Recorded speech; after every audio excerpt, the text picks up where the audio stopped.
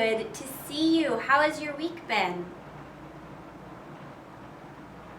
Good. I am glad to hear that. Well, I miss getting to have you in this room with me, but I thought that we should hear a story today. Do you want to hear a story?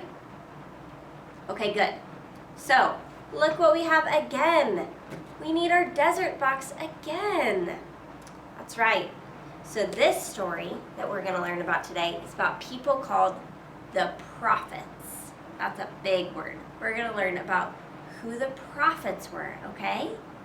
All right. Here is Jerusalem. Here is the city of David, the city of the people of God.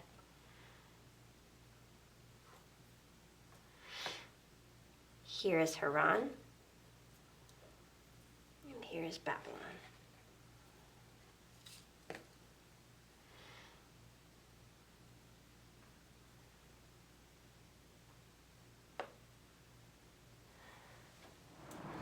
Now, sometimes the people of God forget who they are.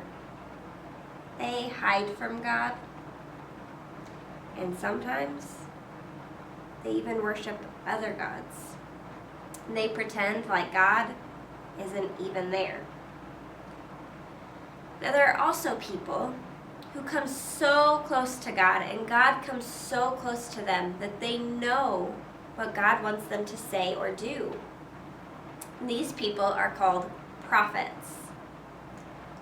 Now, prophets, God helps them to know the best way. There can be men prophets and women prophets, so both girls and boys can grow up to be prophets. After King Solomon died, the kingdom was divided into two parts. God came close to a man named Ahijah, and he showed him that this was the best way. Ahijah had a new coat, a brand new coat, and he cut it into 12 pieces. 10 pieces represented the tribes that were surrounding Samaria, the capital of the northern kingdom. And 2 pieces represented the tribes surrounding Jerusalem, the capital of the southern kingdom. Some prophets, like Elijah or Elisha, left none of their own words. They either didn't write them down or they were lost.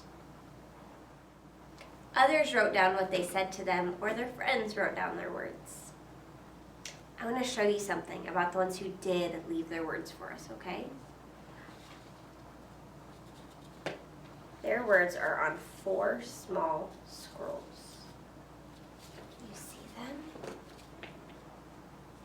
Now this scroll, this one is very interesting. This one has the writings of the 12 prophets on it. This one is called Isaiah, but it really has the writings of 3 Isaiahs in it. This one has the writings of Jeremiah in it. And this one has the writings of Ezekiel in it. Now, let's see what will happen. Here is the southern kingdom.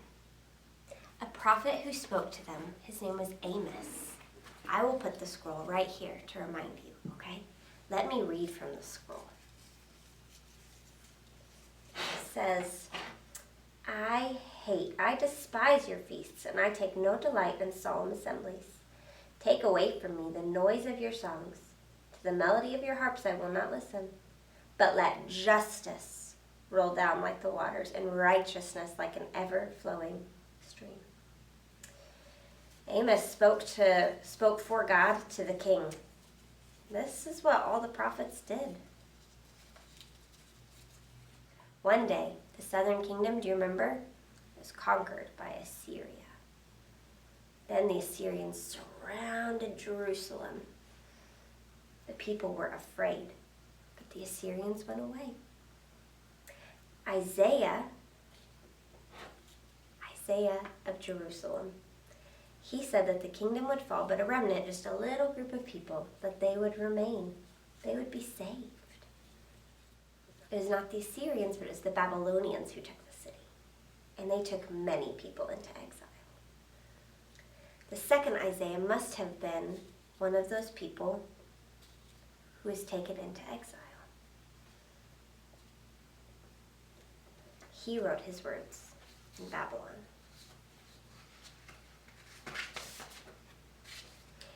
He said that there would be a highway, a path made straight for the people of God, and that one day they would get to go home again. This Isaiah, he was hopeful. The third Isaiah must have been one who went back to Jerusalem. The people there were so glad to see him and the others who returned. The city was still broken down. Many of the walls were still black from the fires the Babylonians had set. This Isaiah helped the people and the priests get ready for a time when they would not need their own king. Jeremiah stayed in Jerusalem. He said that the city would fall, but the people of Jerusalem would not understand what he was talking about. Finally, when the Babylonians came, he with his friend Baruch, they went to Egypt with some others to be safe. Jeremiah was really, really sad. He missed home. Ezekiel, he wrote in Babylon. He was taken with one of the first groups, even before Jerusalem was torn down. He was a prophet in his new home. He told the people that Jerusalem would be destroyed and they would not go home soon. After Jerusalem was destroyed, he had visions of hope. He hoped that they would go home soon. He had a dream, a vision of dry bones that would come back together and be the people of God, and they would walk back to their home. These are the prophets of the Old Testament. We know a lot about them because their words were written down and saved for us. Today, there are still prophets. There are people who speak to rulers, to presidents, to priests, to pastors, to rabbis, and to the people. They still say and do what God wants them to. They help us to know the best way. Prophets come from all different places and can be all different kinds of people. Who knows, maybe one of you will grow up to be a prophet. Now I wonder, what part of the story of the prophets did you like the best? I wonder which part you think was most important.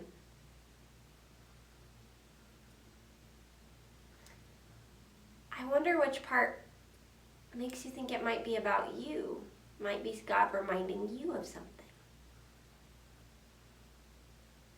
Well, I hope that you have a great week, friends. I am so grateful for you.